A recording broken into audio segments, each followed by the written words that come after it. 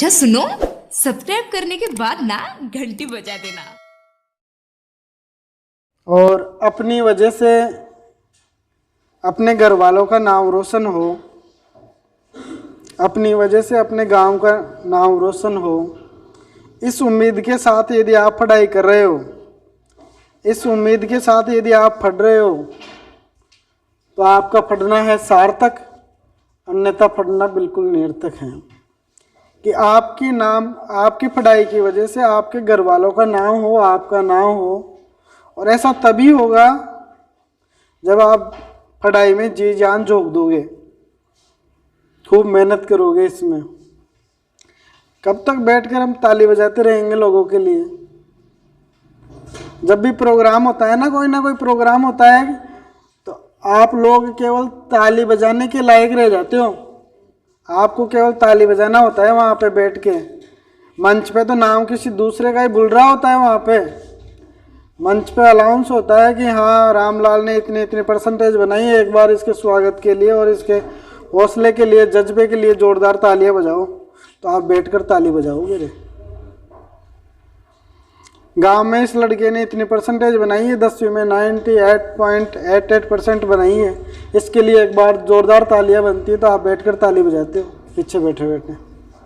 कभी तो अपनी ज़िंदगी में भी एक ऐसा दिन आना चाहिए कि हम भी स्टेज पे खड़े हो और अपना नाम माइक में बुले, अपना नाम माइक में बुले, और अपने माँ बाप का उस वक्त सीना गर्व से चौड़ा हो जाए 56 इंच, और अपने लिए लोग तालियां बजाए। ऐसा दिन भी आना चाहिए अपनी लाइफ में। ऐसा फील करते हो अपने आप को? कभी सोचा है अपने लिए? कभी सोचा है कि अपने लिए भी कोई लोग ताली बजाए रहे? सोचा है कि आप लोगों ने? या ऐसे ही बैठकर ऐसे ताली बजाते रहेंगे अपने लोगों के लिए? कभी तो अपनी ज़िंदगी में ऐसा दिन भी आना चाहिए रे कि लोग अपने लिए ताली बजाए। और ये मुकाम तभी मिलेगा आपको दोस्तों जब आप मेहनत करोगे, जी जान से मेहनत करोगे।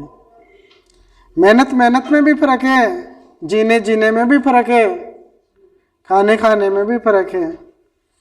कि लोग कहते हैं ना, पत्थर में और नगीने में बड़ा अंतर होता है।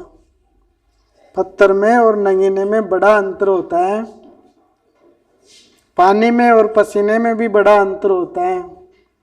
मुर्दा घड़ियों की तरह सांस लेने वालों, सांस लेने में और जीने में भी बड़ा अंतर होता है।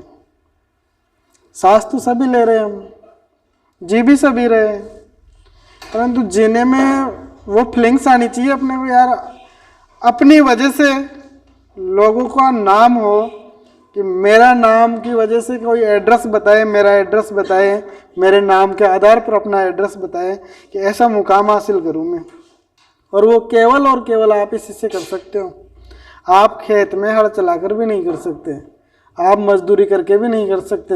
मैं कल गांव में गया था, पीपलखेड़ी में, तो वहाँ पे मैंने देखा एक ऐसा लग रहा था कि जैसे बासा हो, और वो अपने 10th क्लास में पढ़ती है लड़की, उसके पिताजी हैं।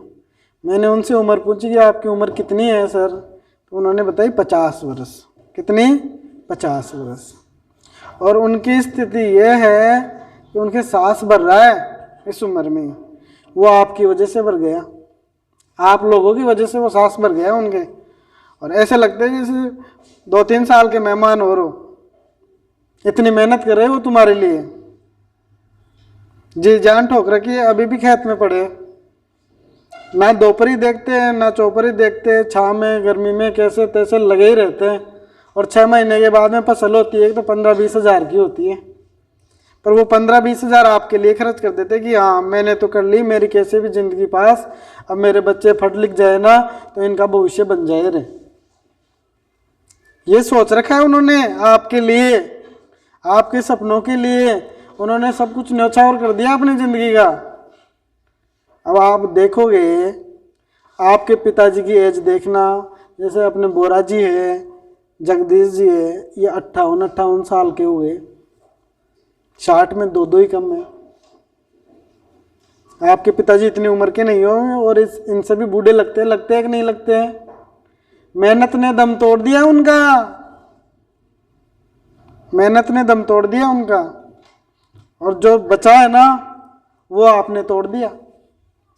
जो थोड़ा बहुत बचा है ना वो आपने तोड़ दिया। आपके दिमाग में ये भूत सवार हो गया, अरे हम तो गरीब है रे, हम तो गरीब है, अब कुछ ही नहीं हो सकता अपना, तो हम क्या करेंगे, अपने पास तो पैसे ही नहीं है, हम पढ़ ही नहीं सकते, आगे बढ़ ही नहीं सकते। ऐसी साइकोलॉजी बैठ गई अपने दिमाग में, तो उसका क्या करे, उसको कैसे निकाले। जब आप जन्म लिया था ना आपने, फर्स्ट बार जब आप इस धरती पे आए थे, तो जब पिता होता है वो अपने बेटे को गोद में लेता है, फर्स्ट बार में गोद में लेकर ऐसे जो ख्वाब देखता है वो अमीरी और गरीबी को देखकर नहीं देखता है। उस वक्त उसके दिमाग में ही नहीं आता है कि हम गरीब है। वो फर्स्ट बार जब आपको गोद में लेके जो ख्वाब देखे थे ना, वो अमीरी और गरीबी देख के नहीं आए थे। उन्होंने जो ख्वाब देखे हैं वो आपको पूरा करना है अब। और गरीब इंसान सबसे पहले करता है, जिसके पैरों पे आ जाती है ना कि अब तो तेरे को करना है या मरना है, वो जरूर कुछ कर जाता है। और जिसके पास खूब अपार धन है वो कुछ नहीं कर पाता है। ठीक है ना। तो आपको अपनी इमेज, आपका अपना धरातल, आपकी अपनी प्रतिभा, इन सबको पहचानना है, लगातार मेहनत करनी है। ऐसे नहीं कि हाँ कल से मैं पढ़ूंगा, रे कल से मम्मी मैं सुबह जल्दी उठ के पढ़ूंगा, आज और सो लेने दो मेरे को। ये साइकोलॉजी बनी हुई है अपनी। घर वाले कहते हैं ना, अरे पढ़ रहे हैं, हम तुम्हारे लिए क्या क्या कर रहे हैं, आप पढ़ते ही नहीं हो, तो आप क्या कहते हो, मम्मी बस आज की बात हो रही, आज एक बार ये धारावाहिक देख लूँ, मैं टीवी देख लूँ, कल से मैं पढ़ना स्टार्ट कर दूंगा। फिर वही दूसरे दिन बस आज और, बस आज और। ऐसे करते करते कई तो निपट गए, कई तो ऊपर ही चले गए, उनका आया ही नहीं आज। इसलिए पढ़ोगे ना, मेहनत करोगे सब। और उनसे मेरी रिक्वेस्ट है, गुजारिश है, जिनके माँ बाप बहुत गरीब है, बहुत सपने देख रखे हैं, आपके लिए काम करे, कम से कम आप तो पढ़ लो रहे। और मेरे को तो ऐसा लगता नहीं कि करोड़पति की औलाद यहाँ पे बैठी है गवर्नमेंट स्कूल में, बैठी है क्या। मैं एक ऐसा अध्यापक हूँ कि मैं गवर्नमेंट में हूँ, तो मैं मेरे बच्चों को भी गवर्नमेंट स्कूल में पढ़ाता हूँ। जब अपने पे भरोसा नहीं होगा अपने को, जब अपने पे भरोसा नहीं होगा अपने को कि हम पढ़ा सकते हैं, तो फिर मैं क्या उम्मीद रखूँ कि मैं आपको भी पढ़ा सकता हूँ, नहीं पढ़ा सकता। मेरा बच्चा गवर्नमेंट स्कूल में पढ़ना चाहिए, पढ़ना चाहिए कि नहीं पढ़ना चाहिए। परंतु जितने भी टीचर है, जितने भी आईएएस है, जितने भी थानेदार है, जितने भी पटवारी सटवारी कोई भी देखे ना, उनका बच्चा साला प्राइवेट में ही पढ़ रहा है।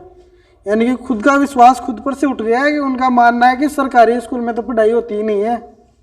उनका ये मानना है कि सरकारी स्कूल में पढ़ाई नहीं होती है, इसलिए नहीं पढ़ाते।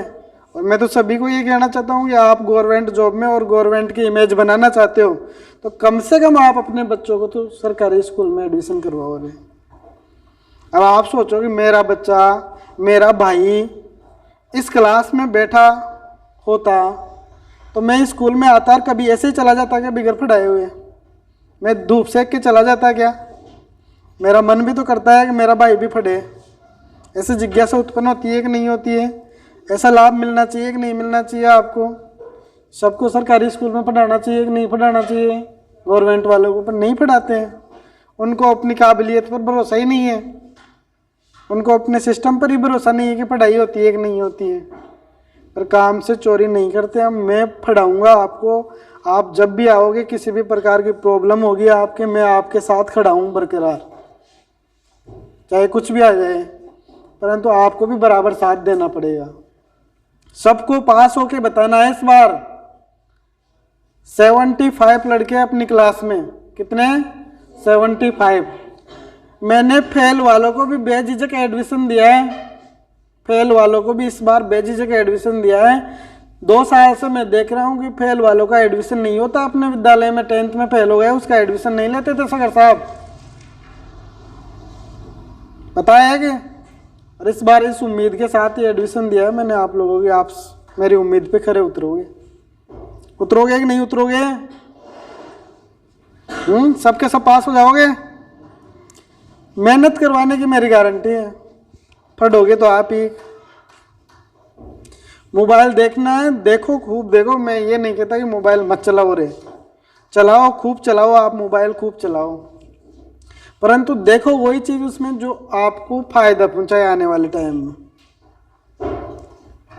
अब आप कॉमेडी सुन रहे हो, सपना के ठुमके देख रहे हो और पता ही नहीं क्या क्या कर रहे हो आप, पूरा टाइम तो उसी में हो जाता है। ये सिचुएशन हो गई अपनी तो। और मैं चाहे बाहर गाल के मर जाऊं, रे पढ़ लो, मैंने आज बहुपद का वीडियो डाला है, आज उसका डाला है, आप देख लो। बढ़ गई रे यार, कौन देख सी ने। क्लास में खूब माथा फोड़ी, यहाँ पर भी माथा फोड़ी करेंगे कि घर पे भी। ऐसी साइकोलॉजी को उठा लो आप।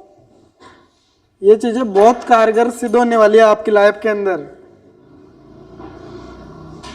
लाइफ में 4 चांद लग जाएंगे आपके। अन्यथा आप भी ऐसे, आपका दोस्त जब गाड़ी लेकर निकलेगा ना आपके घर के सामने से, आपका क्लासमेट कोई IAS RS बन जाएगा, कोई बड़ी पोस्ट पर चला जाएगा, तो गाड़ी लेके घर के सामने से निकलेगा ना, तो अपने बच्चों को बताओगे कि बेटा ये मेरे साथ पढ़ता था,